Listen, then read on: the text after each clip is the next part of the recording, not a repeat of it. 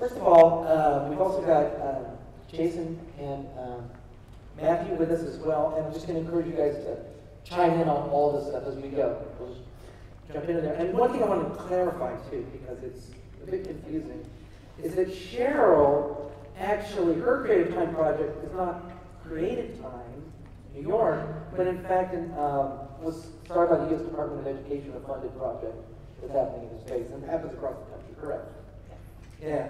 So, just to clarify, it helped me because I didn't even know that. Okay.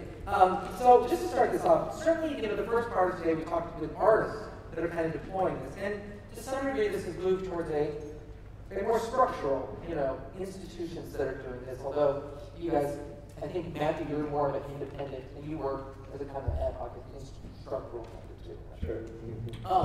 But one thing I was kind of interested by was when Cheryl was going through the points of the kind of Creative Time report, and certainly when you heard Tom talk about the things that Community Museum does, I think a lot of these, I think there is in contemporary art land, and not only contemporary art, but also should say in policy from governments, there is a kind of allergy to an aesthetic that is in fact diverse. And that is to say, people talk about civic participation, but then when they see it, it doesn't strike them as what they were thinking of. Does this make sense? Maybe it's because they're racist. I don't know. But I've got a question, that is to say, because it seems to me when you're talking about these points, I'm wondering, because these efforts change the narrative of what an aesthetic can be, right? And you said something so great. You said, unless you're talking about artists, the kids in your neighborhood, you said, unless they see it, they don't know what it means. But I also think that's true for people in power. Unless they see it, they don't know what it means. They talk about civic participation, but they don't see it, so they don't know what it means. And they're terrified it will become a problem. So I'm just wondering, in terms of that, in terms of just making a new portrait of what the world could be, have you seen that work in your work, and is that a kind of underlying politics? For both of you, and you guys too, because I know you do that as well. Well, I guess I'll start. Politics does play a major role in what we do with the kids. I think that sometimes it's not as inclusive, not necessarily because of racism, but it's more because of economics.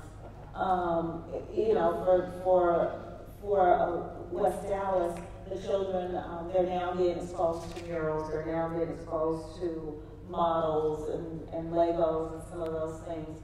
But before that time, that art may have just been graffiti.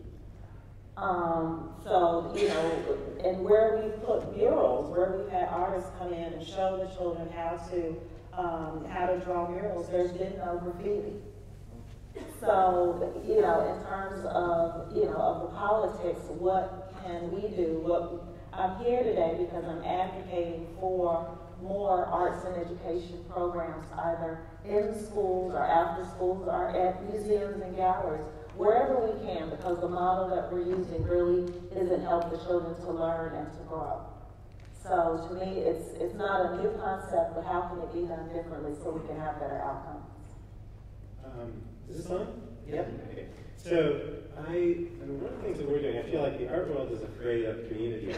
There's arts in the community. Yep. And there's also a hierarchy. There's good Mexican folkloric dancing, and there's not good Mexican folkloric dancing. And our partners, by the way, like Mexicanos Unidos de Queens, have gotten so much better, and I'm more comfortable, forefronting them in a way, and that they would admit that. But the other thing is that that's also a social project, completely based on the idea of gang prevention. And they have done it, and they measure it within their community in a way that's so far more sophisticated than anything we're beginning to do now, which is they are finding kids who are at risk, and they know who they are, and they're getting them to do this amazing dancing. So one of the things we're trying to do is balance the acceptance of that with also exposing kids to something they never would have thought of as art, which is whatever, like a Pirago card or wrestling Invisible Man, or something kind of crazy art world performance, or that boat battle in the basin in the park. It illustrates the little dynamic, Mayo, you put it as whether leadership and politics can see or understand it until it's right in front of them. and you posted in terms of the kids who are actually encountering each other for the first time within what we call a community, those who choose to gather, whether it's at one of these events with the Queen's Museum, or who identify their needs at the community center and choose to gather. I've found you get such a mix of perceptions and abilities within that group, so that even within the group who's, for instance, one of the activities in Portland we do, I'm interested in communities that exist in the landscape of sprawl, people who live in nondescript, non-centered, non-community places, and yet have incredibly rich and lives that go unrecorded and unarticulated. We simply try to host dinners in places like disused parking lots. Dinners that, much like you brought in these bicyclists, or you bring in people who brought themselves in the community center and have their own kind of excellence. We try to find somebody who's right there cooks, and say, this is the space, and we put together resources that are kind of on the ground. But once everybody gets together, the perception of how, what was good in the event, what was excellent, what left a residue of value is so mixed, and particularly mixed by generation, by class, and these are areas which have these events attract a mix of generation and class.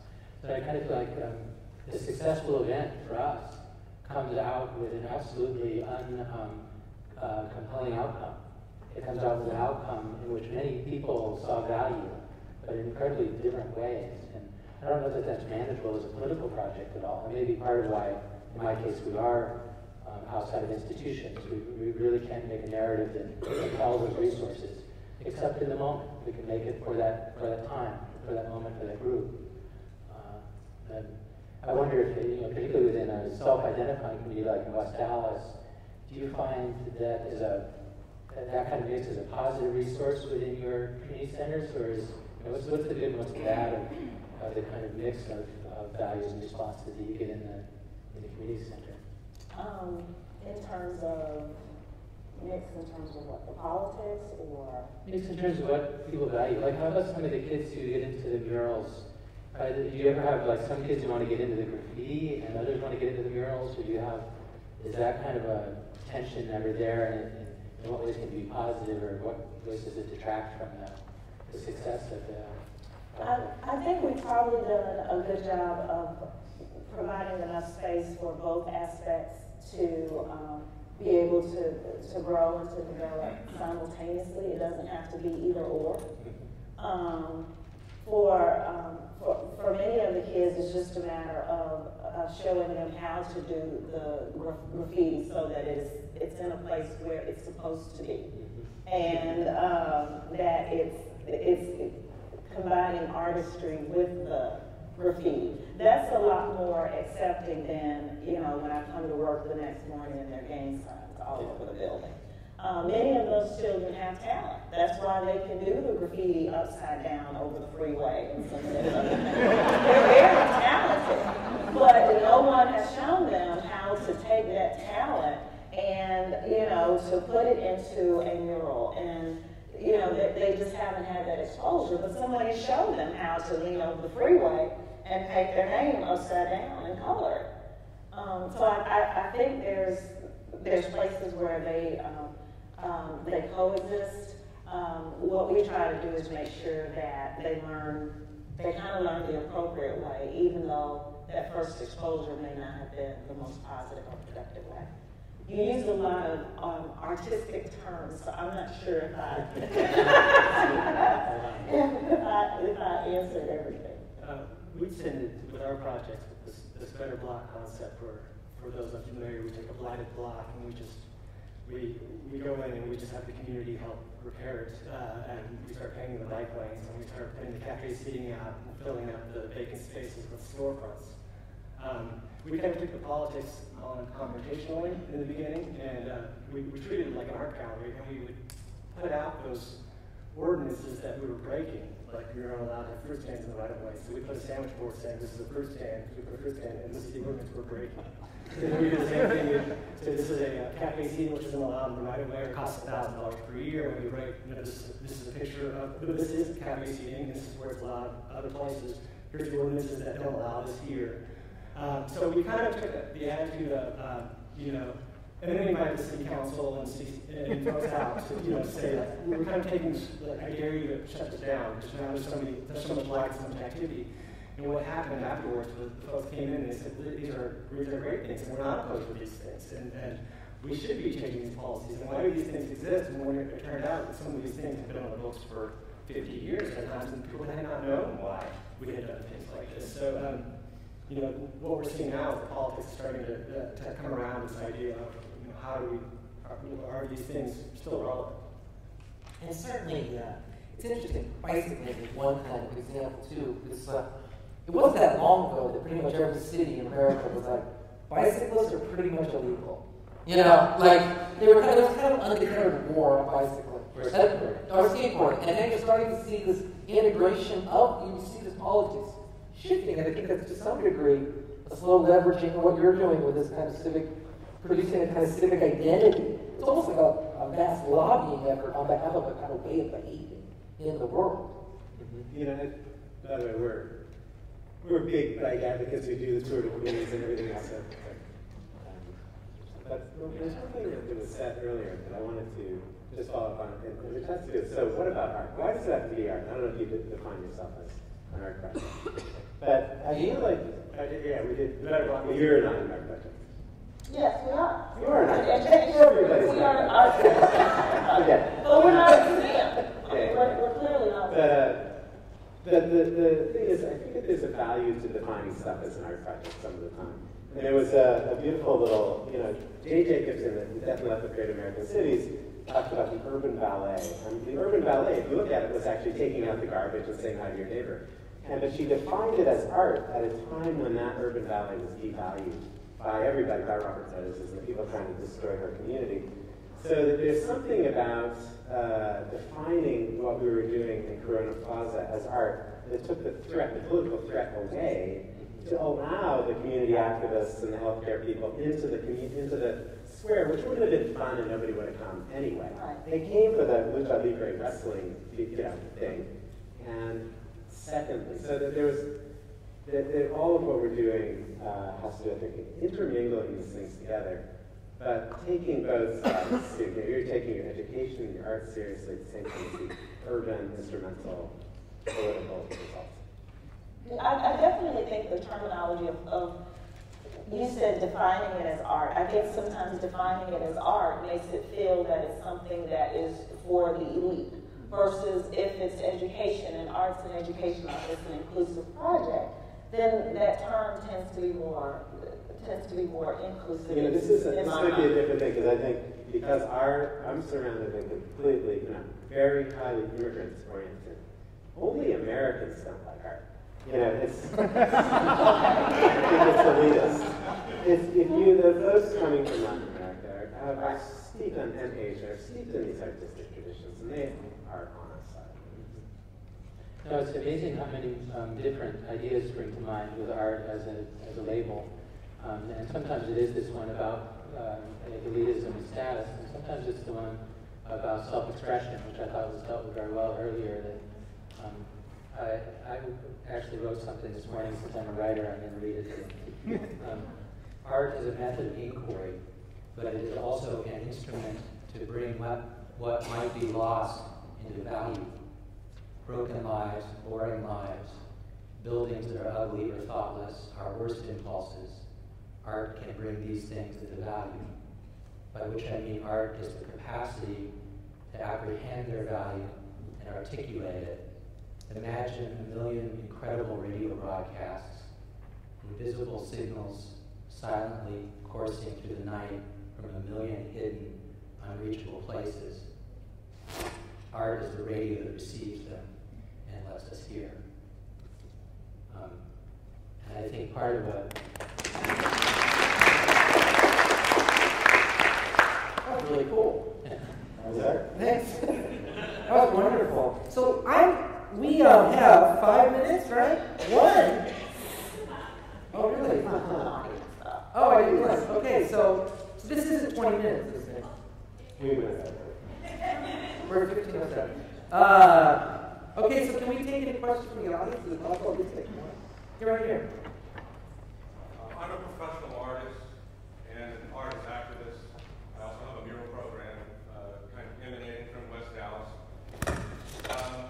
I want to preface my question or statement to pose to you using Cheryl's analogy of the kite. The kite is a wonderful mechanism that uses science. It uses two-dimensional, three-dimensional thinking.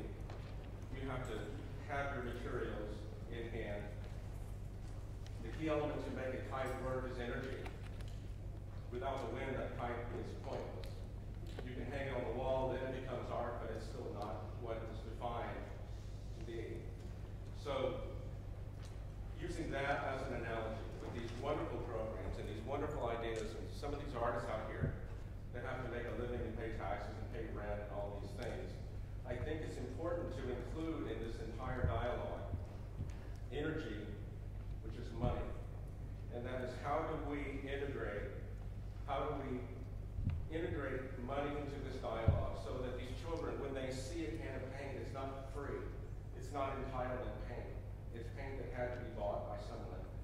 And so having a mural program, I think it's important when I integrate energy into an idea is how do we create a true sustainable platform so that artists aren't asked to work for free, that when they produce a mural, that they see quid pro quo, that's money in my wallet, that's an actual job. I can do this beyond theory.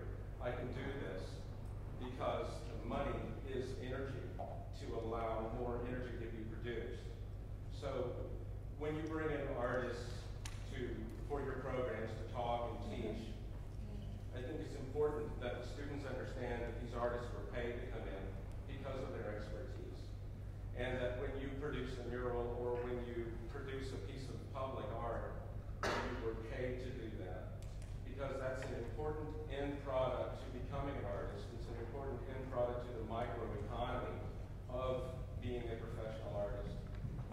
That said, we have a government that is taking funding away left and right. We have nonprofits who are struggling to stay relevant. I think it's important for these kids to understand where does that money come from whenever that energy falls, when the wind is no longer underneath that kite. How do you teach them to make a job? So listen, sorry. I think we're gonna have to end that on a position as opposed to a question because I know we're out of time. And I think like what we can do is honor your point, which is to say there's no wind to blow this kite.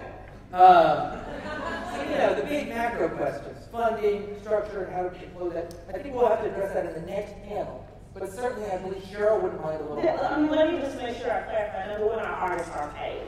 And a lot of my talk was around how other nonprofits can work with the artistic community to bring in artists into that educational time and using those resources. The other thing we were able to do is actually take artists from that surrounding community that have been wanting to work in the community but never had a venue or an opportunity to be able to do that. And the final piece, that energy can also come in collaboration.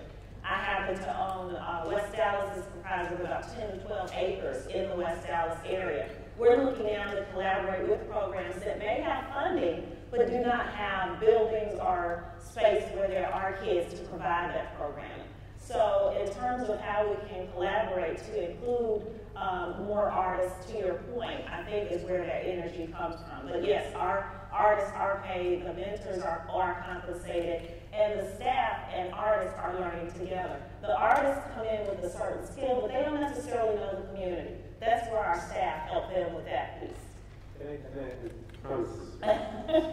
The Texas budget is being passed right now with these insane cuts. And there's a quote today in the New York Times from a Texas legislator saying you could build schools today or build prisons tomorrow. That's right. Well, thank you, Tom, for that.